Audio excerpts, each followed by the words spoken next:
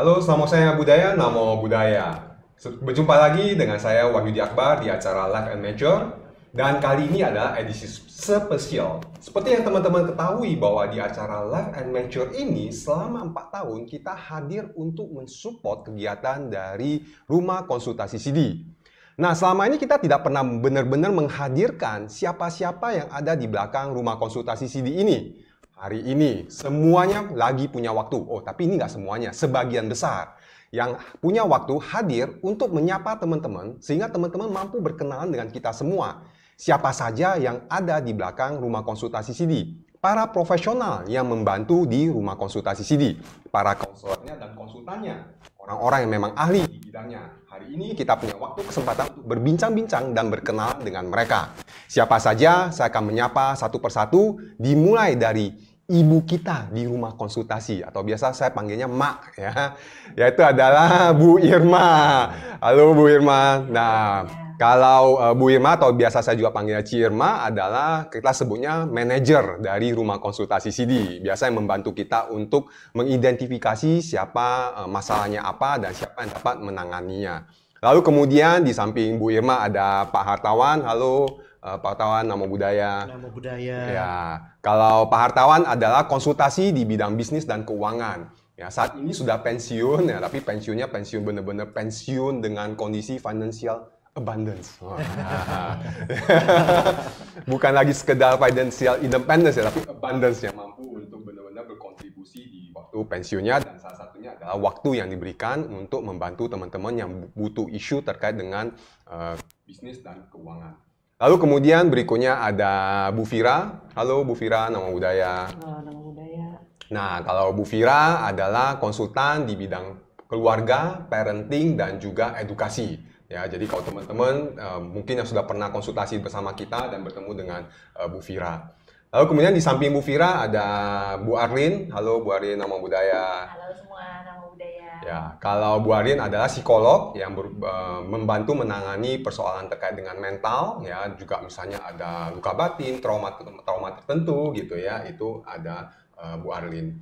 Lalu kemudian sampingnya ada Bu Yuli. Halo Bu Yuli. Halo, Namo Budaya. Namo Budaya. Nah, kalau Bu Yuli juga ada psikolog ya yang membantu kita di Rumah Konsultasi CD.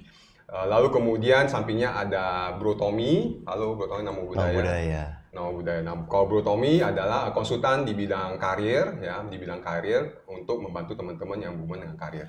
Nah, inilah formasi kita yang hadir. Masih banyak teman-teman kita yang hari ini kebetulan tidak punya waktu untuk hadir, tapi at least ini para profesional selama ini banyak membantu kita. Nah, hari ini kita akan ngobrol untuk membantu teman-teman punya gambaran kenapa kami membentuk dan bagaimana kami membantu teman-teman untuk punya kesehatan mental yang baik untuk mampu mengatasi persoalan-persoalan kehidupannya kita. Nah, kita akan mulai terlebih dahulu dengan Bu Irma. Halo. Sehat-sehat ya Bu. Harus sehat. Ya harus sehat ya, kalau nggak sehat repot nih kita di Rumah Konsultasi ini ya. Ini paling gerbang pertamanya kita gitu. Nah, ini kan udah akhir tahun ya, selama 2024 di Rumah Konsultasi kita ini dari Bu Irma gimana melihat peranan dari Rumah Konsultasi CD di 2024 ini? Oke, mungkin pertama-tama saya mau ngucapin dulu ya buat semua para konselor kita ya. Ya.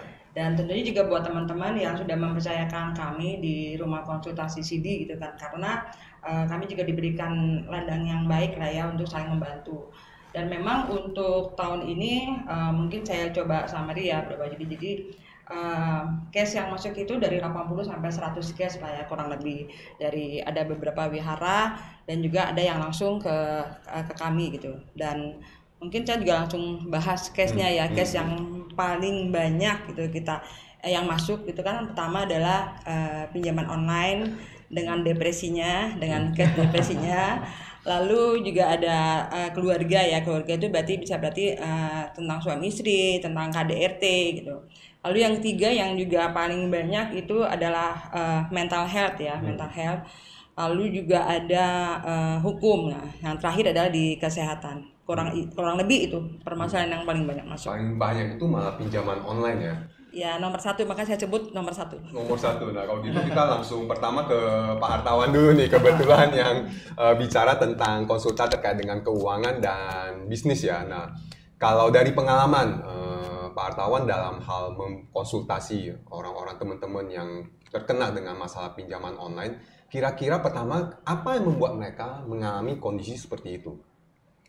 Oke, kalau kita bicara pinjaman online, ya sebetulnya balik lagi, apakah mereka biasanya disebabkan karena mereka tidak mandiri secara keuangan. Ini Pak Wahyudi. Ya, karena kenapa? Ya kan gitu ini ya. Karena bisa jadi karena income-nya yang tidak memadai. Ya, mungkin income-nya kecil atau malah nggak ada income sama sekali. Tapi outcome-nya, pengeluarannya lebih besar daripada income-nya. Atau malah kadang-kadang outcome-nya itu luar biasa, jauh lebih besar daripada income itu sendiri. Nah, dan begitu kan akhirnya jadi defisit. Nah, kalau defisit ini mau kemana gitu nih?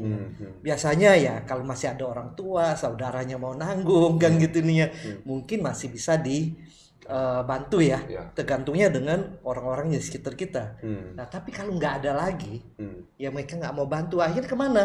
Ya nggak ada alternatif lain. Sekarang ini dengan dipermudah adanya pinjol, ya kepinjol lah kan, pinjaman online yang dimana minjem juga simple, ya banyak badan yang ini pinjol-pinjolnya mau minjemkan, akhirnya ya dengan kemudahan seperti itu dan kondisi seperti itu ya, kenapa sekarang ini problem yang dihadapin banyak orang adalah terjerat dengan pinjaman online gitu. Oke. Nah, kalau dari pemahaman Pak Hartawan, apa yang dapat dilakukan oleh mereka? Mungkin pertama preventif dulu, kita bahas yang kalau udah kena pinjol ini memang agak challenging ya buat teman-teman yang lain juga.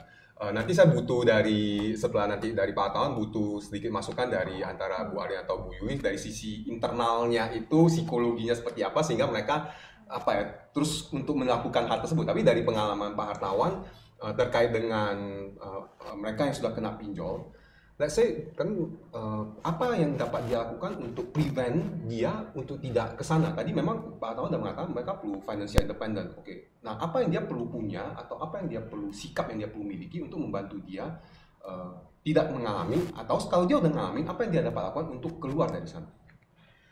Oke, terima kasih Pak Wahyudi. Ya, kalau kita mengatasi pinjol ini, yang pertama yang mesti kita lihat adalah root cause-nya ya. Apa penyebabnya? Ya, apakah memang penyebabnya itu karena income yang tidak memadai atau tidak ada sama sekali kan gitu ini ya. Atau problemnya adalah outcome-nya yang terlalu berlebihan. Ya kan gitu ini ya. Nah, kalau kita bicara masalah income-nya, ya berarti hal yang mesti kita atasin adalah masalah income-nya dulu nih. Bagaimana mesti punya income, betul nggak? Ininya. Karena kalau nggak punya income, apa yang mau diharapkan kan? Ininya. Nah, problem yang lain kalau sudah punya income, ternyata outcome yang berlebihan. Nah, ini juga ini permasalahan yang harus kita selesaikan. Ya kan gitu ini. Jadi tergantung masalahnya ada di income atau di outcome-nya. Ya kan gitu ini ya. Ya, biasanya sih problem yang terjadi pinjol ini karena dua-duanya. Sudah income-nya kecil, ya income-nya kurang, income-nya sedikit, malah nggak ada income, tapi pengeluarannya luar biasa. Tetap lebih besar pasak daripada tiang gitu ya. Besarnya lebih besarnya itu bukan ini, besar bukan ini. Cuma berapa tapi sangat udah besar sekali. Tsunami ya lebih besar. Ya, nah cara ngatasinya sebetulnya ya seperti itu ya. Ya kita lihat dulu root cause-nya di mana. Root cause-nya di mana ya. Nah, Oke. Nah, ini saya butuh dari antara Bu Arin atau Bu Yuli, silakan siapa yang mau menjawab. Tadi bahwa saya yakin kebanyakan orang tahu gitu bahwa kita perlu mengelola keuangan kita tidak lebih besar dari pasak daripada tiang. Karena saya juga ngambil, saya juga punya pengalaman terjebak. Untung waktu itu belum ada pinjaman online gitu ya. Tapi kalau ditanya, ya lu tahu nggak sih bahwa lu perlu keluar lebih sedikit dari pendapatan? Tahu gitu. Tapi kok kayaknya kesulitan gitu untuk memanage desire untuk jajan, untuk keluarin duit gitu ya. Nah, kalau dari pengalaman, let's say Bu Yuli dulu lah ya, Bu Yuli nanti tolong Bu Arin tambahkan.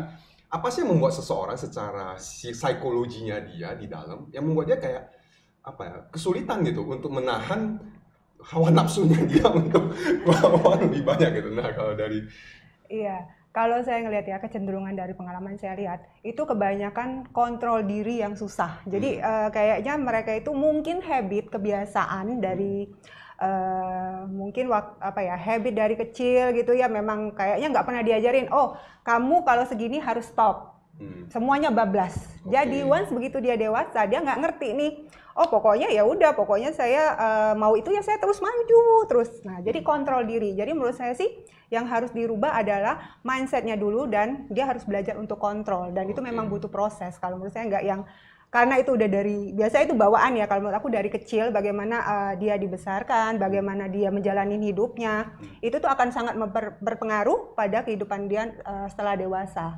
Jadi once dia ketemu masalah kayak gini, pokoknya ya udah, karena mungkin kecil selalu diperbolehkan, selalu dimudahkan, akhirnya ya udah dia ngerasa oke, ketemu masalah ini nggak apa-apa, nanti ada yang bantuin, ya itu. Yang lain nggak ada pinjol, itu kan selalu solusi menurut mereka. Jadi kalau menurut aku sih ya kontrol dirinya dulu dan kedisiplinan dia, jadi mindsetnya harus dirubah. Jadi ada kontrol diri sama disiplin diri ya. Iya. Kalau dari Bu Arin ada? Saya sih setuju ya, cuman paling saya nambahin aja ya. Kalau saya lihat dari self responsibility-nya juga, tanggung jawab pribadinya, dia punya tanggung jawab nggak sih terhadap kehidupan dia sendiri gitu. Dan biasanya yang kena seperti itu, mereka lari dari tanggung jawab gitu. Ketika mereka tahu yang mau beli ya harus bayar kan gitu, tetapi beli nggak mau bayar nih, atau bayarnya nanti gitu. Jadi tanggung jawab pribadinya kurang gitu, itu harus jadi perhatian. Terus juga banyak yang menjadikan belanja sebagai kompensasi ya. Kompensasi, dia punya masalah di tempat lain, dia larinya ke belanja. Terus dengan kemudahan-kemudahan, gak cuma pinjol ya, pay later tuh juga. Aduh, boleh dicicil, ya cicilan 0% dan sebagainya. Pikir, oh ya, kan jadi kecil. Oh ya bisa, dengan gaji saya bisa. Tapi misalnya pay letternya atau cicilannya itu dipakainya berkali-kali, kan jadinya kan gede juga sebenarnya. Nah itu nggak dilihat gitu, nggak diperhitungkan. Jadi ketika muncul, loh kok gedenya yang tadinya cuma berapa puluh ribu, tapi dikalikan belanja yang sekian puluh atau sekian ratusan belanja jadi jutaan gitu. Akhirnya sama aja nggak kena sama gajinya gitu. Nah itu juga kurang diperhatikan. Jadi secara psikologis aku melihatnya dari situ juga. Gitu. Ketidakmampuan dia untuk, mungkin dia hanya melihat kecil-kecil, tapi dia nggak mampu tambah gitu. Rasanya. Jadi dia memakai feel ya, memakai feel, tidak memakai, nggak balance antara feel dengan logik. Saya jadi dapat insight, saya ada, saya juga punya kecenderungan seperti itu, kayaknya kecil lah, cicil gini, hanya cicil lagi. Terus kok jadi banyak ya? Kok jadi besar gitu ya? Pas tagihannya muncul kan kaget. Jadi kaget gitu. Tadi dari ini saya juga jadi kepikiran, tadi ada soal dari masa kecil atau apa gitu. Nah ini saya pengen tanya ke Bu Fira nih, apakah bicara tentang keluarga, apakah pola asuh dari didikan kita dan sebagainya di dalam sebuah keluarga, dari pandangan Bu Fira melihat hal ini, bagaimana tanggung jawab, peranan, ya kita bukan mau menyalahkan ya, maksudnya kita juga tidak bisa, oh ini karena pemerintah juga menyediakan fasilitas sehingga itu memudahkan, oh ini bicara tentang orang tua berarti salah orang tua saya jadi begini, enggak gitu, tapi kita lebih ke mau membahas, terutama buat yang nonton, ada orang tua yang lagi jadi orang tua atau baru jadi orang tua, mungkin ada hal-hal yang dapat dia lakukan untuk tadi membantu dia mampu self-organize, self-disiplin, lalu kemudian mampu melihat hal-hal kecil, tidak hanya lihat hal besar gitu. Nah dari pandangan Bu Fira gimana? Mungkin kalau dari sisi saya ya, melihat dari sisi orang tua dan juga pendidikan, itu bagaimana orang tua itu ke anak itu memberikan literasi keuangan sedini mungkin. Ya, jadi dari kecil anak diajarkan mengenai tanggung jawab, mengenai pentingnya membayar apa yang sudah dibeli, bertanggung jawab. Jadi mungkin nggak langsung uang dulu ya, tapi kita lebih ke, misalnya kita udah makan, kita cuci piring, itu kelihatannya mikro ya, tapi itu menuju ke hal-hal besar ya. Kalau kita ingat bukunya Atomic Habits, 1% setiap hari, nah itu dari situ dah orang tua kalau sama saya. Terus hal lain lagi perlu kita sadarin juga bahwa zaman ini beda dengan zaman kita mungkin dulu, beda ya. Sekarang ini tantangan anak muda sekarang ini, Gen Z, Gen Alpha tuh luar biasa. Jadi di HP itu semua bisa melakukan penjualan dan sebagainya. Jadi sangat sangat mudah untuk mereka itu klik tombol untuk beli sesuatu. Bahkan ini pun menjadi masalah di Amerika sana. Di mana ada himbauan juga dari para selebriti juga supaya anak-anak muda di Amerika juga jangan begitu mudah untuk impulsif, melakukan impulsif buying terhadap hal-hal yang sebenarnya belum tentu mereka butuhkan. Nah, mungkin nih kerjasama satu keluarga sih menurut saya Bro Yudi. Jadi artinya dalam satu keluarga ini perlu artinya bagaimana mengajar dari rumah tidak terlalu sekedar dibiarkan saja. Jadi perlu untuk membuat bantu mereka create boundaries juga gitu kali ya. Artinya create boundaries sehingga mereka sudah terbiasa belajar untuk disiplin diri, melihat hal-hal kecil, bagaimana hal kecil dapat impact terhadap hal besar. Itu juga perlu mulai dibiasakan dari orang tua di rumah. Jangan didiamkan. Mau populer di mata anak, jangan.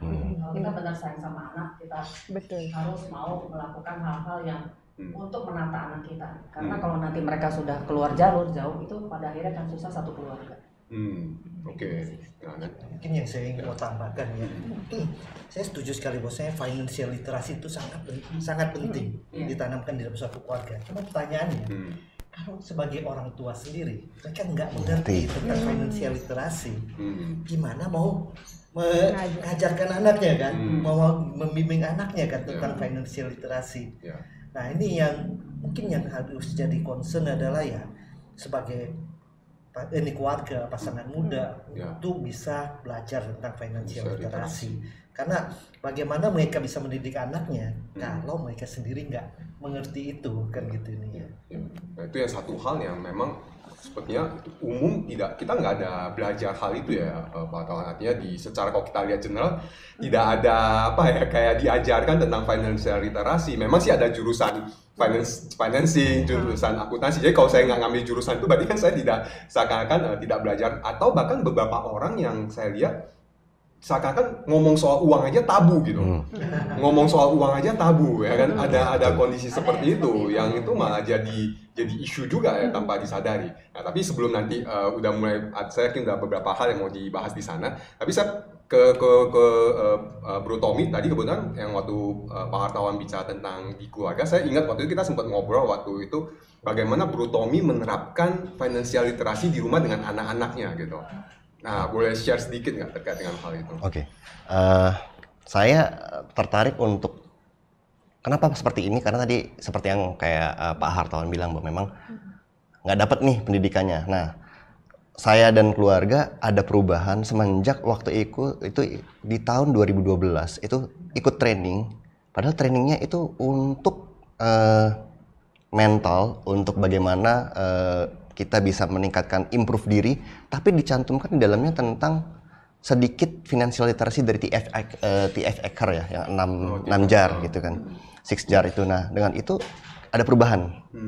Nah, biasa ego kita sebagai orang tua kan, anak jangan sampai sakit gitu, anak jangan sampai terluka atau ngadepin masalah. Nah, ternyata wah ini nggak sehat nih gitu. Saya juga perlu thank you dulu ketemu dengan Pak Wahyudi di CD untuk ada MTL ya gitu ya. Nah itu Meta Training Leadership itu juga merubah saya setelah 2 kali ikut, bahwa memang pertama pelajaran terpenting adalah itu sudah diterapkan, tapi bagaimana bertanggung jawab ke diri sendiri untuk terus belajar, untuk mau bertanggung jawab gitu. Nah ketika itu ke anak juga coba diterapkan, dan akhirnya saya dan istri ketika menerapkan kita kasih juga ilmunya. Jadi selain mindsetnya siap, jadi istilahnya setiap hal yang dilakukan ada konsekuensinya. Nah, before after ikut sebuah kebetulan online, kebetulan juga saya belum tahu dalam negeri udah ada belum ya. Kebetulan waktu itu dari penyelenggara India.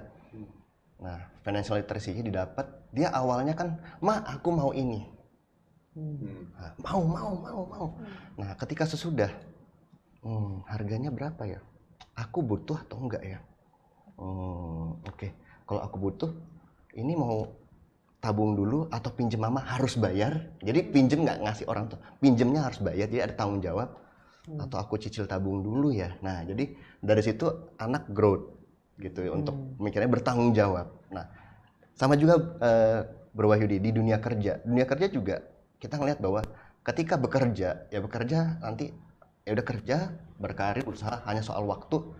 Ya sudah, tapi ketika melihat perubahan yang cepat, terutama dari 2018 ya, semenjak munculnya startup, lalu COVID dan sekarang, nah itu kita nggak bisa pungkiri setiap umur apapun dari kecil sampai nanti juga mungkin saat yang saya pensiun, saya juga perlu untuk namanya terus belajar, karena perubahan itu sangat luar biasa gitu. Kalau nggak bisa dilakukan ya agak ribet, terutama sebagai orang tua. Biasanya kita, ya udah kamu yang belajar, kamu generasi muda, ya kan, bener kan? Nah, itu secara nggak langsung kita mencontohkan anak, oh berarti papa, mama saya nggak belajar gitu, buat apa saya gitu kan? Tapi kalau kita sendiri, papa ngapain? Papa ikut training, mama apain? Mama lagi belajar ini. Oh, berarti mama papa mau improve nih. Kalau saya nggak mau improve, gimana? Ya udah Pak, aku belajar ini, misalnya dia, ya anggaplah main Roblox.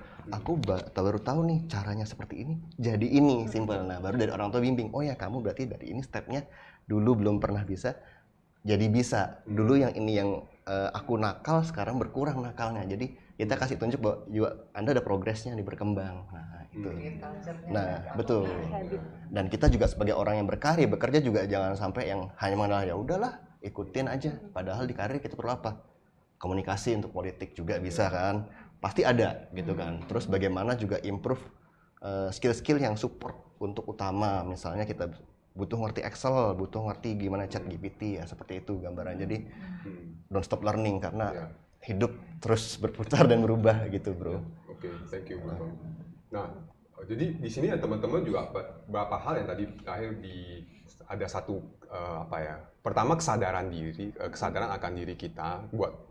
Terus kemudian kedua untuk mau belajar gitu ya, mau belajar karena nggak hanya di sekolah atau di kampus yang kita dapatkan, setelah keluar mungkin ada spesifik isu yang kita punya yang kita perlu mau untuk kembangkan gitu, yang akan membantu kita untuk mampu mengatasi persoalan-persoalan tersebut gitu ya. Itu satu hal yang kita perlu sangat aware. Kalau punya persoalan itu kita juga perlu mau tahu, mau cari tahu dan mau belajar. Nah, bicara tentang kita punya persoalan, tadi juga ada bicara tentang pinjol, terus kemudian kalau tadi juga ada explore masuk ke keluarga, ada bicara tentang mental, cara berpikirnya juga gitu ya, itu lalu kemudian bagaimana dia mau punya karir yang baik untuk membantu dia punya kesehatan keuangan yang lebih baik. Nah itu seperti kayak saling berkaitan ya isunya satu sama lain gitu, menarik sekali gitu. Nah kita masuk sedikit tentang mental health, ini kan satu isu yang semenjak COVID itu sampai sekarang masih terus berkembang dan kita juga makin melihat banyak orang yang bahkan katanya misdiagnose ya, dia misdiagnosa dirinya sendiri seakan dia punya kesehatan mental, punya isu, atau itu jangan-jangan dia cuma karena lembek. Ini jadi bingung kan, ini gua stres, ini karena gua punya kesehatan mental atau karena saya lembek aja gitu. Nah apalagi dengan kondisi parenting yang kita tahu saat ini kan beda ya, tadi kan ada beda. Saya juga mengalami, kebetulan saya generasi yang kelahiran tahun 70-an gitu ya. Dan di sana cara didik kan berbeda dengan sekarang ini yang orang tua katanya nggak boleh marah, nggak boleh mukul, nggak boleh ini. Nah, jadi itu kan dapat menciptakan sebuah mental tersendiri ya. Nah, ini saya pengen tanya Ci Arlin nih, kalau dari Bu Arlin, kondisi environment seperti ini, apakah itu tadi impact terhadap mental seseorang dalam konteks kemudian perkembangan karirnya, perkembangan dia mengolah keuangannya dari pandangan Bu Arlin? Iya, sangat pengaruh ya. Berarti sekarang ini kan saya yang tadinya jadi anak di tahun 70-an ya. Sekarang saya orang tua generasi Alpha. Generasi Alpha ya. Alpha dan sebelumnya ya Gen Z ya. Jadi saya punya dua. Jadi saya harus menghadapi Gen Z dan menghadapi Alpha. Itu lumayan tuh. Kesadaran kita sebagai orang tua itu, benar-benar sangat diuji ya di sini. Jadi yang kita benar-benar, kita kan copy paste sebenarnya dari orang tua kita ya. Jadi pola-pola yang diturunkan ke kita ini kan, itu yang kita tahu kan selama ini. Cuman saya beruntung aja ya, kita yang belajar psikologi kebetulan kan. Saya merasa beruntung juga karena belajar psikologi, saya tahu harus bagaimana gitu. Yang saya prihatin adalah orang-orang yang nggak tahu. Jadi memang edukasi ke orang tua yang zaman sekarang ini penting banget gitu untuk parenting jadinya. Tapi memang fleksibilitas itu sangat diperlukan. Jadi orang tua tuh mesti terus belajar, ya Pak Tommy ya. Jadi kita nih, saya juga memberlakukan itu. Jadi kalau saya update ilmu gitu, ikut Zoom, ikut apa, anak-anak saya harus lihat juga kalau saya ini lagi belajar gitu. Itu saya berlakukan juga gitu. Jadi mereka tahu bahwa orang tuanya ini belajar terus gitu, nggak berhenti sampai di sini gitu. Jadi artinya sebagai, ya boleh dikatakan nggak sih bahwa umum itu juga perlu belajar tentang psikologi gitu ya? Sangat penting ya untuk belajar understanding psikologinya seseorang. Saya sering share kalau ada workshop atau training yang memang diperlakukan juga untuk umum gitu, saya share di status saya di mana gitu, jadi boleh ikut gitu. Terus klien-klien saya yang parents juga gitu, saya kasih semua itu link-link untuk belajar gitu supaya mereka belajar juga. Jadi karena sepanjang saya, kalau dibilang 2024 nih ya, terasa banget yang konseling ke saya banyak Gen Z. Oh, Gen Z. Wow, oke. Very interesting. Mereka berarti umurnya baru sekitar umur 18-19 ya? Iya, sampai 20-an ya, maksimal di 25-an gitu. Itu masih banyak sekali. Dan mereka mengeluhkan orang tuanya. Oh, wow, oke. Gitu. Jadi bukan cuma orang tuanya yang mengeluh mengeluhkan gitu. Anak gitu ya, anak mengeluhkan orang tua. Jadi ini gimana? Sekarang anak bisa mengeluhkan orang tuanya gitu. Jadi orang tua juga sekarang harus hati-hati juga kan dalam bertindak, dalam apa, karena anaknya lebih kritis gitu sekarang ya. Gitu. Nah, ini yang menarik, saya mau ke Bu Irma nih. Nah, ini yang jadinya kan gini, apakah konsultasi atau konseling menjadi satu media makin penting saat ini? Karena tadi orang tua juga stres dengan kondisi karirnya dia, kehidupan dia dan sebagainya, ngurusin anak lagi. Yang anak juga punya isu dengan environment, pertemanan, kan kita tahu ya anak-anak baru itu kan pertumbuhannya juga hal seperti itu, dan ya ini nggak hanya bicara orang tua anak, profesi, karir dan sebagainya juga. Nah, pandangan Bu Irma terkait dengan kebutuhan untuk konsultan atau konseling dengan para ahli dan profesional ini seperti apa gitu? Mungkin saya mau kutip satu ajaran Buddha ya, bahwa bergaul dengan orang-orang yang baik, bijak itu juga berkah utama ya. Jadi kalau menurut saya, kalau dari sharing teman-teman di sini juga permasalahan yang ada, kalau memang misalkan keluarga, paling penting memang support keluarga ya, yang penting support keluarga. Tapi kalau semua keluarga itu nggak bisa ngedukung, berarti ke teman-teman. Tapi kalau punya teman-teman nggak ada yang baik atau kurang mendukung, berarti mau kemana nih? Gitu kan? Banyak orang yang jadi salah arah. Nah, makanya disinilah rumah konsultasi di teman-teman yang para bodhisattva ini hadir untuk membantu teman-teman di luar gitu kan. Kalau memang orang di sekitarnya tidak bisa atau belum mampu mendukung, itu disinilah kita coba berperan di sana gitu. Jadi jangan sungkan buat teman-teman, bila memang butuh konsultasi aja minimal, nggak tahu nih mau ngapain gitu, walaupun kesannya kayak curcol gitu kan, tapi jelas tujuannya memang saya punya permasalahan ini, jadi silakan aja gitu, karena memang itu penting banget. Banyak orang yang makin terpuruk atau mungkin depresi ya karena dia bingung nih mau ngomong sama siapa nih gitu kan, mau apa nih gitu. Jadi disinilah kita hadir gitu untuk mendengarkan Anda. Nah, nanti sebelum saya mau masuk sedikit dari sana ke transisi ke dunia kerja, kebetulan Bu Yuli sama Bro Hartawan juga sangat concern dan sangat di dunia profesional juga. Tapi sebelum ke sana tadi menjawab dari Bu Irma, mau ke Pak Hartawan sebentar tentang kadang-kadang membuat mereka itu kan sebenarnya kita Pak Hartawan berapa kali offline kita sempat ngomong soal pandangan benar, pikiran yang benar. Boleh share sedikit nggak sehingga bagaimana konsultasi itu dapat membantu? Penyebabnya kan pemikiran saya adalah karena kita tidak punya pandangan yang benar. Nah, boleh share sedikit tentang hal itu nggak? Oke, terima kasih Pak Wahyudi. Ya, ini mungkin kita lihat dari perspektif Buddhis ya. Karena kalau kita bicara pandangan benar, itu ya samadhi, itu adalah satu dari jalan utama unsur 8. Ya, jadi kalau kita bicara pandangan benar, ya dikelompokkan lebih kecil adalah bagaimana pandangan benar ini dengan pikiran benar inilah yang akan membangun kebijaksanaan kita, banyak kita, ya kan gitu ininya. Nah sebetulnya dengan kita memiliki pandangan benar tentang apa sih? Ya karena kita ini makhluk hidup dan hidup, ya kan. Jadi kita harus tahu dong, ya hidup itu apa dan kehidupan itu seperti apa kan gitu ini. Karena banyak orang yang menjalani kehidupan, tapi dengan rutinitas, ya jalanin aja karena mereka nggak mengerti hidup itu seperti apa, kehidupan itu seperti apa, ya kan gitu ininya. Makanya banyak mengalami sandungan, mengalami masalah di dalam kehidupan mereka. Tapi kalau mereka tahu tentang hidup dan kehidupan dengan pandangan benar mereka tahu kan kemana harus menuju. Ya dari situ kan mereka tahu apa yang harus mereka lakukan untuk menuju ke sana kan gitu ininya. Nah problemnya nggak banyak orang yang mengerti ini, sehingga menjalankan kehidupan dengan rutinitasnya aja. Jadi pandangan, ya banyak pandangan-pandangan yang nggak benar ya. Yang lebih parah lagi adalah kalau meyakinin pandangan salah menjadi suatu kebenaran, nah itu yang berat. Karena akan konflik di mana-mana kan, gitu ininya. Nah inilah kita perlunya melatih diri kita, belajar dan komunitas ininya, supaya kita tahu bagaimana pandangan benar yang sebenar-benarnya dalam kita menjalankan kehidupan kita, untuk bisa kita ini menjadi orang yang jauh lebih bijaksana di dalam menjalankan kehidupan kita. Karena dengan demikian mudah-mudahan akan lebih sedikit masalah yang kita hadapin, supaya ya lebih banyak bahagianya daripada penderitaannya, gitu sih.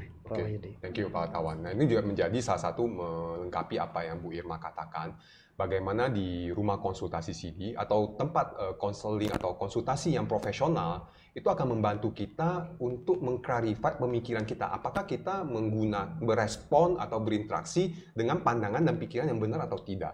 Karena seringkali kita bereaksi dengan pandangan dan pikiran yang kita anggap benar, padahal itu keliru gitu. Itu yang jadi masalah, dan kemudian kita tidak sadar kita sedang keliru dan kita terus membela diri kita. Nah, di saat itulah kita perlu bantuan dari para profesional untuk diperjelas nih gitu ya. Karena kan pikiran kita menjadi kayak pelopor ya, pikiran ini menjadi pelopor dari segala ucapan dan tindakan kita.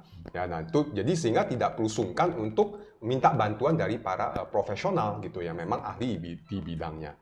Nah, untuk itu saya juga mau bawa ke dunia profesional, dunia HR. Kebetulan Bu Yuli sama Bro Tommy kan juga di HR ya, di dunia HR sedikit masuk ke sana lah ya, HR. Nah, karena menurut saya orang bekerja di dunia ini juga banyak dibandingkan pengusaha yang kayak Pak Hartawan gitu.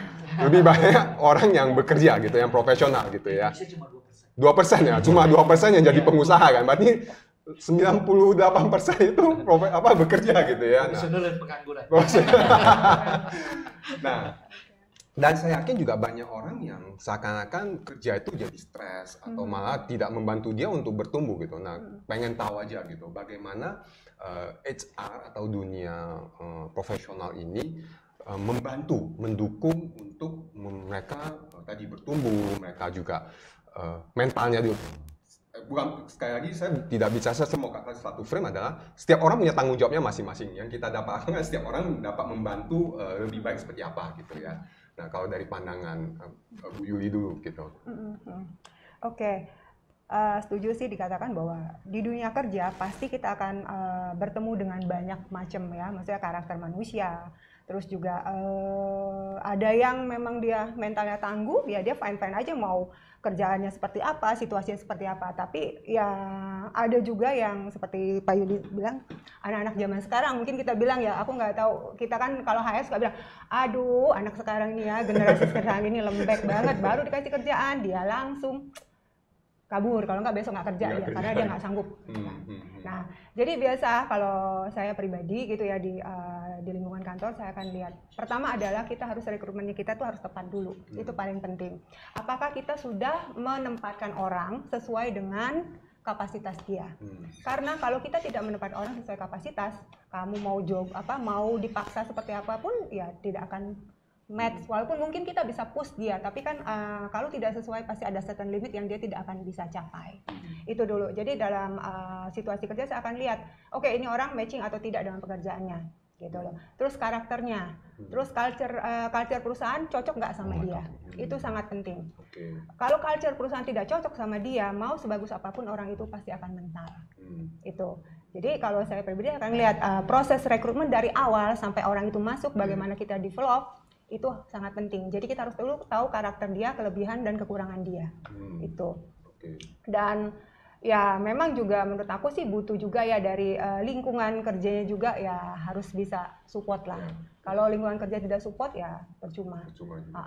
Cuman biasa kalau di kantor saya akan bilang, kalian jangan suka menimbun atau menyimpan emosi negatif ya. Jadi tubuh tuh jangan dijadiin sampah untuk emosi negatif, harus dirilis. Nah benar tadi kan bilang banyak cara sebenarnya. Jadi tergantung orangnya itu cocoknya yang bagaimana. Kalau dia tipikalnya orang yang tidak bisa curhat, dia bisa nulis kok. Tulis aja unek-uneknya, tulis gitu sampai emosinya rilis. Itu salah satu cara. atau bisa juga self talk. Jadi kadang-kadang sebenarnya kita hanya butuh bicara sama diri kita sendiri, gitu. Kita kalau kita diam, kita bicara, nanti akan keluarlah support gitu dalam diri kita ya. Tapi itu memang butuh teknik, nggak semua orang bisa, gitu. Atau bisa juga ya udah untuk rilis emosinya, mungkin dia bisa olahraga, exercise, jalan pagi, terus misalnya ya jalan pagi, karena kenapa ya kan ada satu penelitian mengatakan orang-orang sekarang tuh gampang sekali depresi. Kenapa ya? Karena mereka jarang sekali keluar, jarang sekali kena matahari. Padahal matahari dan alam tuh sangat bagus ya kalau menurut karena kan ada apa yang bisa hormon kita, semua itu kan bisa naik gitu loh. Nah itu, jadi saya akan sarankan, jadi pilih, kamu bisa mau nulis, oke. Kamu self-talk juga oke, meditasi juga boleh, atau kamu ya jalan-jalan, olahraga pagi, jalan pagi, keliling lah di luar ruangan tuh, cari matahari, gitu. Atau ya kalau sangat berat sekali ya harus cari profesional, itu sih. Nanti saya habisin ke Bro Tommy, mau ke Bu Arin untuk cara healing diri sendiri. Nanti habis itu kita bawa ke edukasi, bagaimana peranan di sekolah juga untuk mensupport hal tersebut. Ya, dan sekarang kalau dari tanggapan Bro Tommy gimana? Oke. Mungkin kalau saya dari sisi sebagai melihatnya bagaimana dari kita bahasnya dari seorang pekerja ya, pekerja atau seorang yang mencari kerja atau yang berkarir. Nah, yang paling penting kalau mau digarisbawahi adalah mengenal diri sendiri. Jadi kalau sudah mengenal diri sendiri, oke, saya kelebihannya apa, kekurangannya apa. Nah dari dua ini mana yang bisa saya optimalkan gitu. Nah kalau sudah mengenal gini, oke, saya kelebihannya, oke, kemampuan. Oh, saya senang bicara depan umum, oke. Lihat analisa. Nah analisa ke dalam sudah keluar juga. Analisa keluar, oh berarti bisa ke PR, jadi sales, jadi apa. Nah yang berhubungan dengan saya, oh, saya senang berkomunikasi dengan orang. Oke. Nah dari situ dia harus analisa kebutuhan pasarnya apa, dan dianya kondisinya saat ini ada yang extraordinary atau tidak. Kalau nggak ada, apa yang faktor-faktor yang saya perlukan agar bisa masuk diterima di pasar dunia kerja. Karena jangan sampai hanya memang sih kalau mau dibilang sekarang pasar dunia kerja cukup berat, tapi bukan berarti nggak ada cara gitu. Mau nggak mau hidup itu pasti ada rumusnya untuk setiap permasalahan. Jadi ada formulanya. Nah, ketika analisa diri sudah bisa dapat tahu mana yang kurang dibutuhkan, bisa dikembangkan. Yang sudah ada bisa dikembangkan lagi gitu. Yang gua nih misalnya, saya nih misalnya nggak tidy gitu ya. Padahal di kantor butuh tidy data, tidy ini. Oh berarti yang sisi buruk ini coba saya kurangin gitu. Tapi juga atas itu juga harus tahu gimana networking juga gitu. Gimana juga yang namanya pekerjaan di kantor ada hierarki. Ada atas, ada bawah, ada samping. Nah, gimana caranya bisa menyesuaikan diri atau menjembatani bridging atas bawah kanan kiri ini. Nah, itu penting. Jadi nggak cuman aku bekerja, lulus ijazah, udah gitu. Nggak bisa sekarang. Nggak sebatas seperti itu aja ya gitu. Betul. Artinya tadi dari Bu Yuli dan Bro Tommy artinya ya dari perlu tahu diri sendiri, jadi dia juga tahu karena nggak semua orang nggak cocok, belum tentu dia cocok dengan semua lingkungan, dia perlu tahu lingkungan mana yang cocok dengan dia. Setuju. Dan dari organisasi atau perusahaan juga tahu dia butuh orang yang seperti apa, sehingga dia juga merekrut orang yang tepat masuk ke sana. Jadi sama-sama happy seperti itu. Seperti itu ya. Oke, thank you. Nah, sekarang mau ke Bu Arlin nih. Tadi ada ngomong, Bu Yuli ada sempat singgung-singgung soal healing gitu ya. Nah, self healing kali ya gitu. Mungkin penanganan pertama buat yang nonton gimana ya, gue udah stres, cara saya untuk self healing awal itu gimana gitu. Nah, boleh. Sebenarnya udah dijelasin sebagian besarnya sama Pak Tommy sama Bu Yuli ya. Bahwa yang sebenarnya dilakukan itu. Jadi kalau saya dalam menghadapi banyak masalah itu, saya selalu mendasarkan pada namanya mindfulness, gitu. Itu udah kuncinya, udah harga mati, gitu. Jadi kalau saya selalu melihat orang ini mindful apa enggak, gitu. Jadi kalau saya akan arahkan ke sana. Jadi entah itu toolsnya bisa macam-macam ya. Jadi kayak seperti tadi menulis, pergi ke alam bebas, gitu, terpapar matahari, gitu, bikin apa? Self assessment ya dan sebagainya, itu semua toolsnya. Tapi kuncinya adalah dia mindful nggak gitu. Nah itu kalau dia udah mindful, tools apapun dikerjain jalan semua. Jadi mau pakai cara apapun jadi gitu. Jadi saya selalu mengarahkan pada kalau namanya mindfulness tuh berarti apa yang saya mau dan apa yang bisa saya lakukan. Selalu gitu. Kuncinya di saya mau dan bisa. Ketika orang itu sudah memutuskan saya bisa dan saya mau melakukannya, selesai urusannya dia semua. Bukan fokus kepada apa yang saya tidak bisa ya, tapi dia cari tahu apa yang dia bisa lakukan, apa yang dia mampu lakukan saat ini. Itu ada perubahan di dunia psikologi saat ini gitu, bahwa kita banyak mengadopsi psikologi positif saat ini, dan psikologi positif dengan Buddhism itu sangat berkaitan, yaitu ketemunya di mindfulness gitu. Jadi itu toolsnya. Jadi toolsnya bisa apa aja, tetapi dasarnya itu dia mau nggak, terus dia bisa nggak gitu. Dalam segala masalahnya dia gitu. Seperti misalnya urusan pinjol lah ya, misalnya bilang udah nggak ada uang sama sekali. Apa yang saat ini bisa gitu? Apa yang bisa dilakukan untuk mendapatkan uang, bahkan untuk Rp1.000, Rp2.000, pasti ada yang bisa dilakukan kan gitu. Tapi dia mau nggak gitu. Nah itu jadi bisa dan mau gitu. Pokoknya kalau udah dapetin dua itu healing deh gitu. Karena kalau kita bicara gadget, sekarang gitu ya, healing itu katanya mesti jalan-jalan. Yang ujungnya ngabisin duit lagi. Begitu balik jalan-jalan stres lagi dia. Pulang jalan-jalan stres dia. Terus stresnya double, orang tuanya stres juga. Tapi kalau aku biasa ya, kalau orang yang punya masalah keuangan, biasa aku akan selalu bilang sama mereka, catat semua pengeluaran, penghasilan kamu, income kamu berapa, dan kamu catat semua pengeluaran kamu dari A to Z, terus kamu compare. Kadang-kadang mereka tuh kalau udah dicatat baru sadar, oh iya ya, wah besar banget gitu ya, seperti itu. Jadi saya selalu akan bilang catat. Self-assessment juga. Self-assessment itu sangat penting ya. Jadi sebenarnya ada beberapa keywords yang untuk membantu kita keluar dari persoalan kita saat ini adalah kesadaran akan diri kita sendiri saat ini seperti apa. Terutama juga mengenali apa yang kita punya dan kita punya strength seperti apa. Nah itu yang bagaimana kita dapat menghidupi hal tersebut, tidak fokus kepada apa yang kita kurang. Kadang-kadang over belanja itu karena mau menutupi kekurangan kita sehingga kita berusaha gitu, sehingga itu malah jadi masalah. Dan tidak dicatat. Dan tidak dicatat. Iya kan, kalau udah catat udah tahu, oh budgetnya udah habis, nggak bisa gitu. Seperti itu. Kalau nggak kan ya bablas, kartu kredit ada gesek terus apa dan sebagainya, tiba-tiba utang dan sebagainya. Nah ini mau ke Bu Fira soal edukasi. Kita tahu edukasi juga punya peranan penting ya untuk membantu kehidupan yang lebih baik, sangat besar tadi dari segi parenting, dari segi dunia pekerjaan, dari individunya. Nah sekarang dari segi edukasi gitu. Nah, bagaimana edukasi ini dapat membantu seseorang yang mungkin healing gitu ya. Kalau healing, nah bagaimana cara edukasi juga dapat membantu orang healing gitu? Kalau dari segi edukasi ya seperti tadi yang masukan dari Pak Hartawa juga dari Bu Arlin, memang edukasi itu lebih kan berarti ke sekolah ya, sebagai pendidikan formal, itu sebagai rumah kedua anak-anak.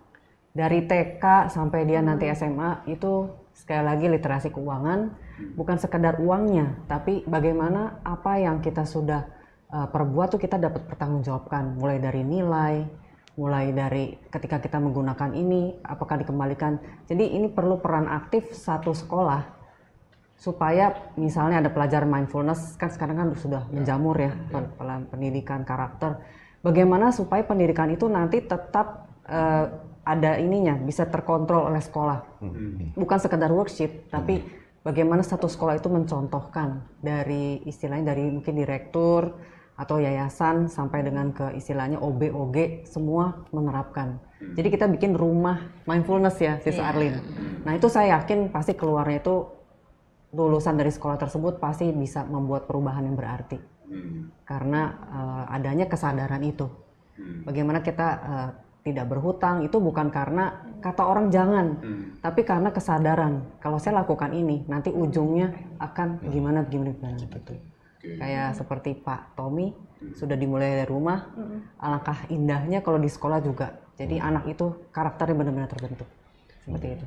Ini kayak luar biasa ya, pasar kita mampu mensinkronkan semua mengambil tanggung jawab, semua mengambil tanggung jawab untuk meng-create dunia yang lebih sehat gitu, secara untuk setiap individu gitu, dari pendidikan dari rumah, dari sekolah formal, lalu kemudian dari perusahaan juga gitu ya, ya mudah-mudahan dari pemerintah juga gitu ya. Itu kalau kita punya sebuah niat yang baik untuk create sebuah dunia yang sehat, dimulai dari setiap dari kita itu ngambil tanggung jawab semampu kita untuk create kondisi yang menyehatkan secara mental dan fisik gitu ya. Itu akan membantu dari kecil-kecil akan membesar sehingga kita akan menghasilkan sesuatu dunia yang sehat gitu, dunia yang sehat. Dan ya kita butuh dunia yang sehat untuk juga menghasilkan orang-orang yang sehat, dan untuk membuat dunia sehat kita juga butuh orang-orang sehat. Jadi kayak saling interdependent, interconnected gitu ya. Jadi hal tersebut dari Ciali ada mau? Ya udah. setuju. Oke, nggak berasa waktu kita juga udah di penghujung sesi kita, pembicaraan kita. Ini saya sangat terinspirasi dari pembicaraan ini, bagaimana setiap dari kita, bahkan saya sendiri waktu dengar itu, bahwa muncul di benak saya di pembicaraan ini adalah yuk kita create sesuatu yang baik, sesuatu yang sehat, semampu lu gitu ya. Tadi fokus kepada apa yang lu punya saat ini, yaitu yang bagaimana itu dapat dikembangkan, itu dapat memberikan manfaat kepada banyak orang gitu ya. Nggak usah banyak lah ya, yang ada yang semampu kita, kembali lagi semampu kita, sekitar kita. Jangan terlalu ter-overwhelm dengan seakan perlu jadi untuk semua gitu, akhirnya malah jadi stres gitu, bukan bantu orang gitu. Tapi semampu kita gitu. Nah, untuk menutup dari teman-teman, ada singkat satu kata atau dua kata untuk teman-teman yang mendengar, untuk being inspire atau aware kepada mereka. Ada yang mau? Boleh dari Bu Irma dulu deh. Kalau saya cuman satu sih tagline-nya. Kita fokus itu bukan dengan masalahnya, tapi dengan solusinya. Karena kalau kita melekat pada masalahnya, kita nggak akan pernah move on, kita nggak akan bisa melakukan apapun. Jadi carilah solusinya dan action lah, melakukan perubahan yang lebih baik. Itu aja. Thank you. Pardon? Ya, sebetulnya kalau dengan usia yang saya capai sekarang ini, ya kadang kita bisa melihat ya, hidup ini ya gini-gini aja, so simple gitu ininya. Kadang-kadang pikiran kita yang bikin kita ruwet sendiri kan, ya karena ruwet bicara berpikir kita itu hanya meng-create masalah-masalah yang ada, ya kan gitu ininya, yang membuat hidup kita menjadi kayaknya berat banget gitu, makanya depresi, stres, malah berpikiran untuk bunuh diri kan gitu ininya. Nah, jadi balik lagi bagaimana kita membangun diri kita, ya kan, tadi perbanyak pemandangan benar. Ya mudah-mudahan kita bisa jalankan hidup kita dengan lebih baik.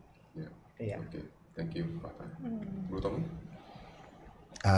Kalau dari saya sih melihat ya, hidup tuh memang kalau bilang berat, yes berat. Dan perubahan dan waktu itu berjalan tuh kalau boleh bilang mengerikan gitu ya bro ya.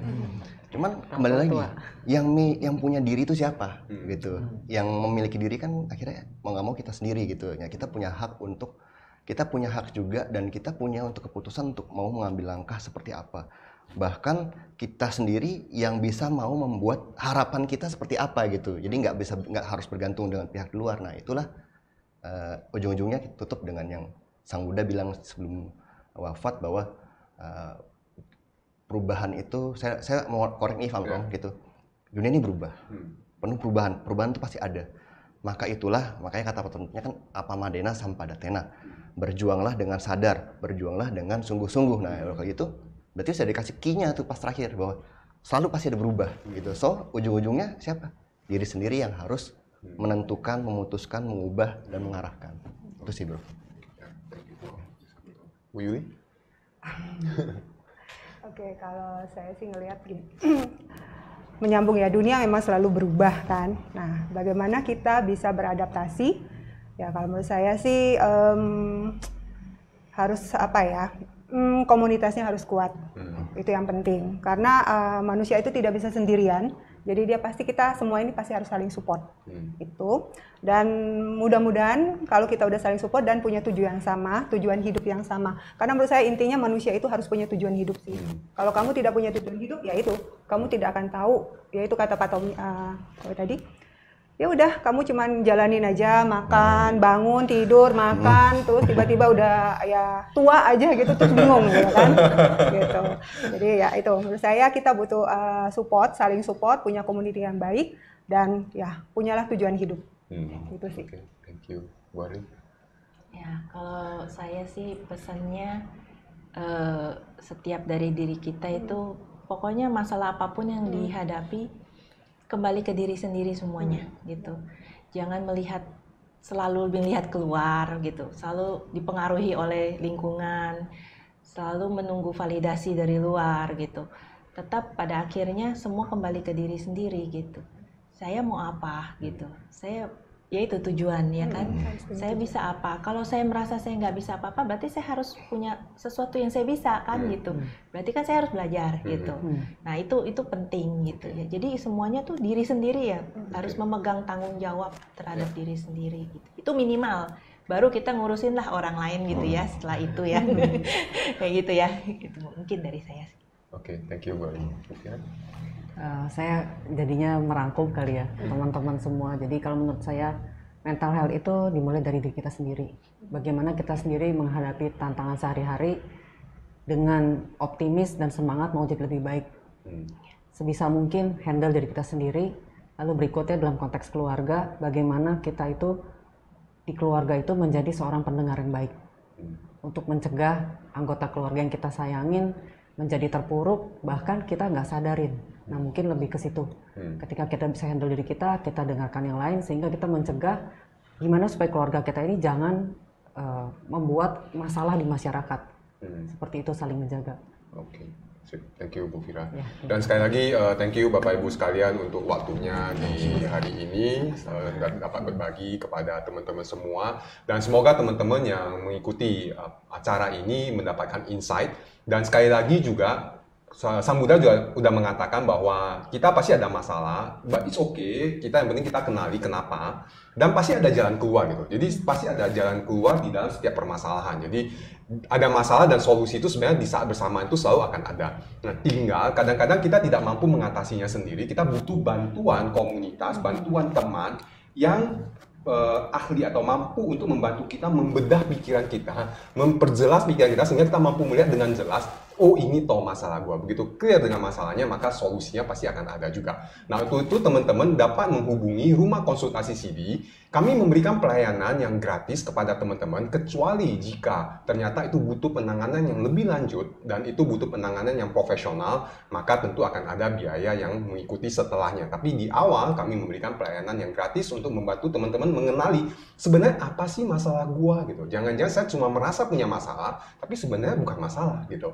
Nah, untuk itu teman-teman dapat menghubungi di admin dari Rumah Konsultasi CD di 0811 9873 300. Semoga ini dapat membantu teman-teman dan inilah salah satu cara kita juga berkontribusi semampu kita di CD, Perkumpulan Para Sarjana dan Profesional Buddhis di Indonesia. Dan ini yang dapat saya sampaikan. Sampai jumpa lagi di acara Life and Nature yang lainnya yang tentunya sangat syarat informasi dan juga dengan dharma. Namo Saya Budaya, Namo Budaya. Namo Budaya.